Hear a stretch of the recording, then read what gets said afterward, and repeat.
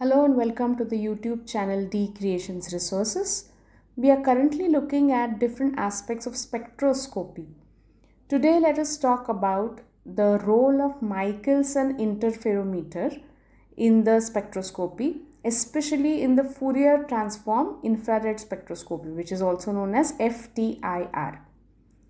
So now, basically, an interferometer is a device which uses the principle of wave interference for making precise measurements. And these measurements could be of wavelengths or angular separations or changes in optical path length, etc. So, in simple terms, it works by splitting a light beam, and when it splits the light beam, the resultant two beams are sent along two different paths, and then they recombine to produce an interference pattern. Now this interference pattern is going to reveal information about whatever is the phenomenon under study.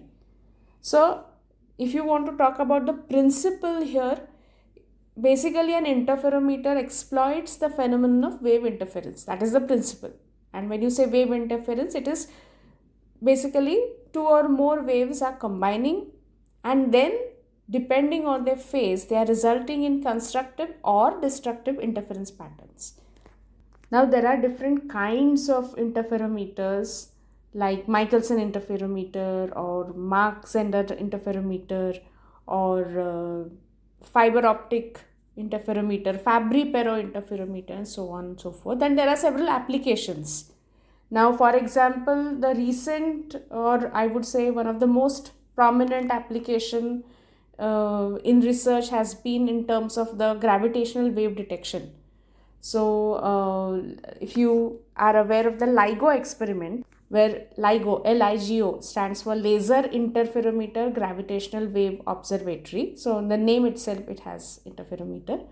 So, here the interferometer was used to detect gravitational waves, or which are the gravitational waves are ripples in space-time, and they could be caused due to events like colliding black holes, etc.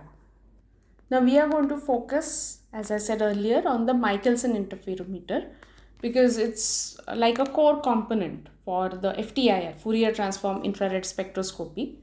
Now even here it is going to split the light into two paths, and these two light beams which are resultant are going to recombine, and this recombining is going to be after introducing a path difference, and the resulting interference pattern which will be obtained as a result of this recombination is going to be analyzed to obtain a spectrum. Now the main components in a Michelson interferometer are a beam splitter and a stationary mirror and a movable mirror. So a fixed mirror and a movable mirror. And how are they placed? They are aligned at right angles to each other, while the beam splitter is positioned in the center and it is equidistant from both these mirrors. So the beam splitter will divide the incident light beam into two beams. One of them will be directed towards the fixed mirror, while the other will be directed towards the movable mirror. Now these two beams of light are going to traverse separate paths, and after reflection from the mirrors they are going to be recombined. This recombined beam is detected synchronously with the motion of the mirror. The beam splitter could be a partially silvered mirror. So the purpose of an interferometer is to take a beam of light, split it into two beams, and make one of the light beams travel a different distance than the other. So this difference in the distance traveled by these two light beams is called the optical path difference. Now in the case of Michelson interferometer, half of the light incident on it is going to be transmitted and half of the light is going to be reflected. The light transmitted by the beam splitter will strike the fixed mirror, and the light reflected by the beam splitter will strike the moving mirror.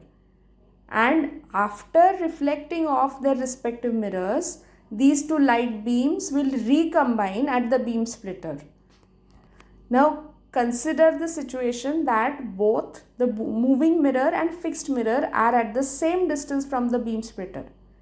Then in this case, the distance travelled by the light beams that reflect off both these mirrors is going to be the same. So this condition is going to be known as zero path difference because there is no path difference here. So zero path difference sometimes people also refer to as ZPD. But of course that is what we are not interested in. So in a Michelson interferometer, an optical path difference is introduced between the two light beams by translating the moving mirror away from the beam splitter.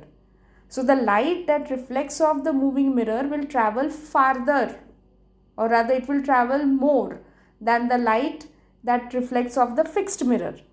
And the distance that the mirror is moved, or the mirror displacement, is usually denoted as delta, capital delta, which looks like a triangle. So now imagine that the mirror displacement is carrying the value delta, and the light that reflected off the moving mirror has travelled a distance delta on the way to the mirror and a distance delta on its return trip to the beam splitter. So how much is this extra distance that this light beam has travelled compared to the fixed mirror light beam?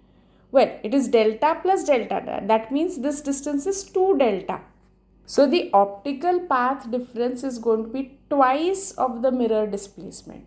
Okay, fine. Now let's go to the next concept. Imagine that you are using monochromatic light source. For example, laser.